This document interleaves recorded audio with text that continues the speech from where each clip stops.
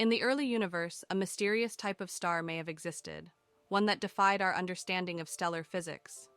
These were dark stars, and their story is unlike anything we know.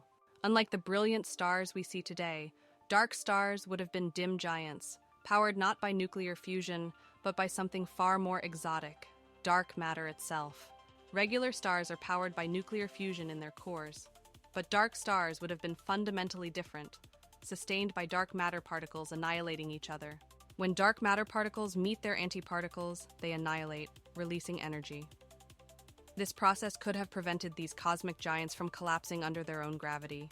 Dark stars could have grown to extraordinary sizes, potentially reaching masses over 1,000,000 times greater than our Sun, making them among the largest stellar objects ever theorized. These cosmic phantoms would have formed in the first few 100 million years after the Big Bang, when dark matter was far more concentrated in the universe. Instead of fusing hydrogen like normal stars, dark stars would have created energy through dark matter annihilation, resulting in a cooler but much larger stellar object. Dark stars would have emitted a unique spectral signature, different from regular stars. Modern telescopes might be able to detect these signatures in ancient light. These mysterious objects might explain how supermassive black holes formed so quickly in the early universe, serving as their massive predecessors. Today, astronomers are searching for evidence of these ancient cosmic giants, hoping to find their fingerprints in the light that has traveled across billions of years. Let's explore the fascinating physics behind how dark matter particles could power these mysterious stellar objects through mutual annihilation. When dark matter particles and their antiparticles meet, they annihilate each other completely, converting their mass into pure energy, following Einstein's famous E.I.m.C.2 equation. Inside a dark star, the density of dark matter increases toward the center, leading to more frequent particle collisions and energy release. The energy from these annihilations creates an outward pressure that counteracts the inward pull of gravity, preventing the dark star from collapsing. Dark matter annihilation can be incredibly efficient, converting mass to energy at nearly 100% efficiency compared to nuclear fusion's mere 0.7%. Dark stars continuously capture more dark matter from their surroundings, fueling ongoing annihilation reactions and allowing them to grow to immense sizes. As dark stars grow, they become cooler but more luminous, potentially reaching masses millions of times greater than our Sun. Dark stars would emit a unique spectral signature, glowing primarily in infrared wavelengths rather than the visible light typical of fusion-powered stars. The specific energy signature depends on the mass of the dark matter particles, typically predicted to be between 10 and 1,000 times heavier than protons. Eventually, when dark matter fuel becomes scarce, these massive objects would collapse under their own gravity, potentially forming the seeds of supermassive black holes. Let's journey back to the cosmic dawn, when the first dark stars may have illuminated our universe. Before we continue, don't forget to subscribe for more fascinating space content. The early universe was rich in dark matter, forming massive halos that would become the perfect cradles for dark stars to form, roughly 200 million years after the Big Bang. Dark stars likely emerged during the cosmic dark ages, before regular stars began to shine, potentially growing to enormous sizes over thousands or even millions of years. Unlike normal stars, dark stars could grow to extraordinary sizes. Some theoretical models suggest they could reach up to 10 million times the mass of our Sun. The key to dark star growth was continuous dark matter annihilation, providing a steady energy source that prevented collapse while allowing them to grow larger and larger.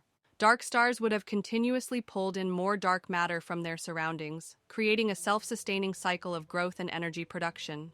The growth of dark stars could have been relatively rapid, potentially reaching millions of solar masses within just a few million years.